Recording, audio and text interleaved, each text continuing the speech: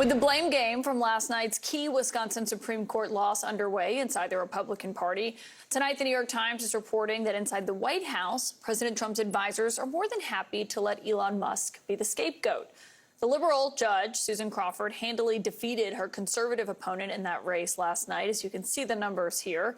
Despite Elon Musk investing serious time, tweets, a few $1 million checks, and more than $20 million in campaign money against Judge Crawford. My source tonight is the co-byline of this new piece from the New York Times White House correspondent Maggie Hagerman. Maggie, it's great to have you because I think there have been some questions raised. Really last night kind of, I guess, was the catalyst. But what President Trump's view of Elon Musk is right now, does he see more upside or downside in this relationship in this moment?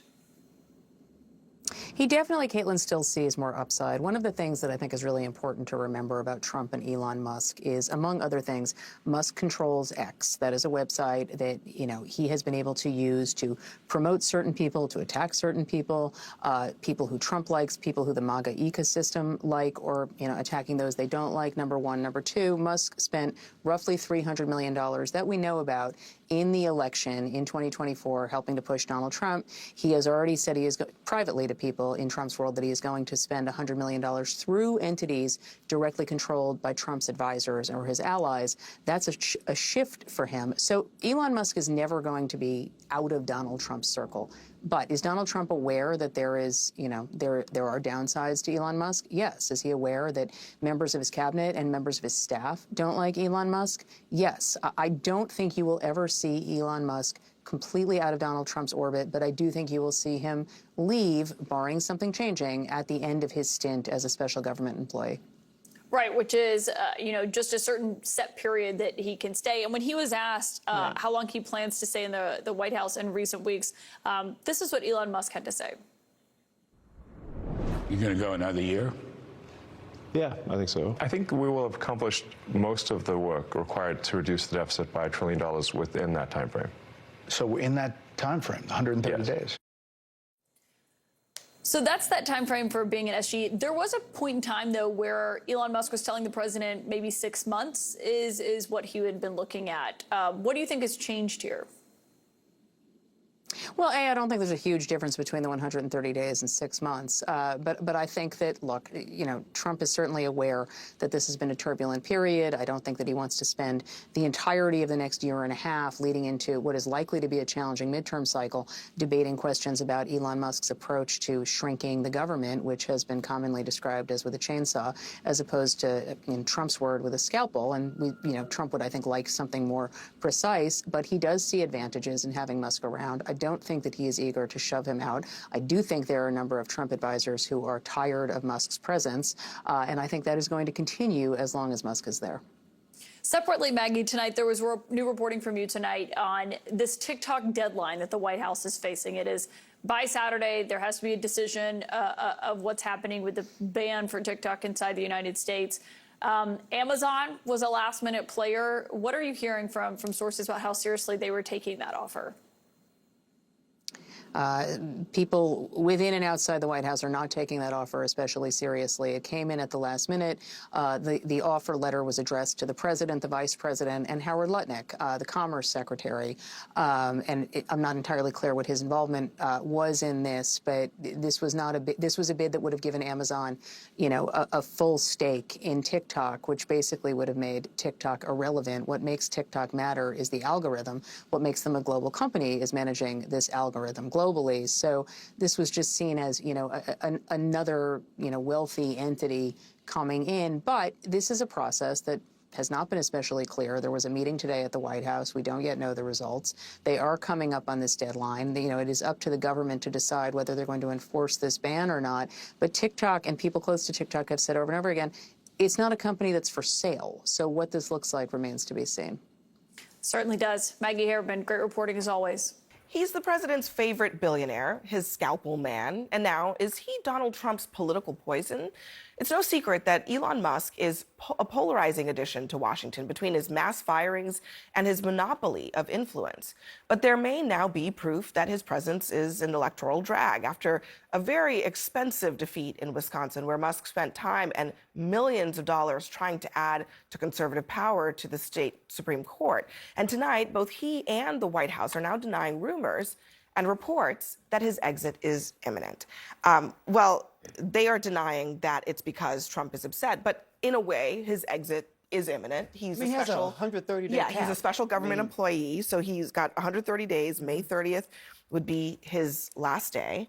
But he also is the most unpopular thing that the administration is doing. He's the most and that's a very high bar person in the administration.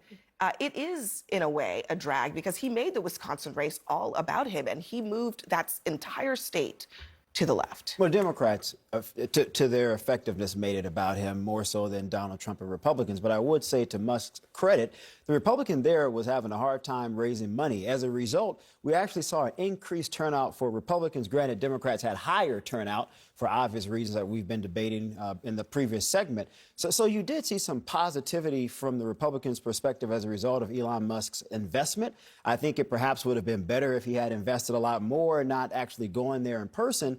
But Democrats also have their share of billionaires who invest in races as well. This thing has been continuous for politics for a long time now. He's going to go back and run his companies, but my hope is that he will continue to support Republicans electorally because we'll need him. I mean, I don't think get he that. needs to run his companies. I think the difference between there were billionaires who gave money in this Wisconsin race, right, on the Democratic side, but they didn't show up, make fools of themselves with foam blocks of cheese on their head and, trying to pretend like they know anything about Wisconsin. I don't get this relationship between Donald Trump and Elon Musk. I just think they can't quit each other. You remember earlier, maybe it was December or January, when Elon Musk tweeted before Trump against the speaker's plan. And there was also all these rumors then that Elon Musk had fallen out of favor with Trump. And you saw then Trump calling him back. You see Elon Musk get away with doing things that I don't think anybody else would. Here's what CNN's reporting says in answer to your question. His kid is spreading boogers on the Resolute desk in the Oval Office, for God's sakes. CNN reporting says the president has no intention of distancing himself from Musk. That's according to a top Republican official who visited the West Wing on Wednesday. Their relationship is forever solidified by how he helped deliver the White House to Trump. I mean, that's kind of simple. Here's what I'll say. It's not that hard because he just spent almost $300 million to help Republicans. And he also, and so yesterday, not only did he spend money in Wisconsin, he also spent money in Florida. Mm-hmm. And I expect him to spend a substantial amount of money in the midterms and probably even this year in New Jersey and Virginia. This is what I think. You mentioned distractions. This is what I think Donald Trump is actually really, really good at, is his timing is sometimes impeccable with releasing people. And when that 130 days go and Elon Musk becomes even more unpopular as the day goes on and Donald Trump's approval rating begins to decrease, that exit we know is happening. He will spin that is his decision for him to leave. He will spin that give me another 6 months because Elon Musk is gone and I'm going to fix the mess that Elon Musk made. He will blame Elon Musk. And they probably have already coordinated this. But I am not going to be distracted. The reason why they made the Wisconsin race about Elon Musk is because Elon Musk is implementing Donald Trump's policies. And he is less popular now than Donald Trump.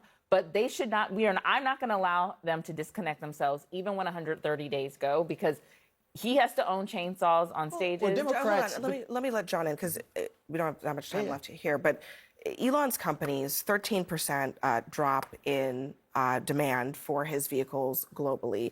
They are struggling. He's actually acknowledged that. And his standing among just everyday people, I think, has totally turned upside down just in the last few months. I mean, he used to be sort of like Elon Musk, like the genius, the Tesla guy. And I think now he's become something totally different to the average American. Well, yeah, he's a genius who has a blind spot called people.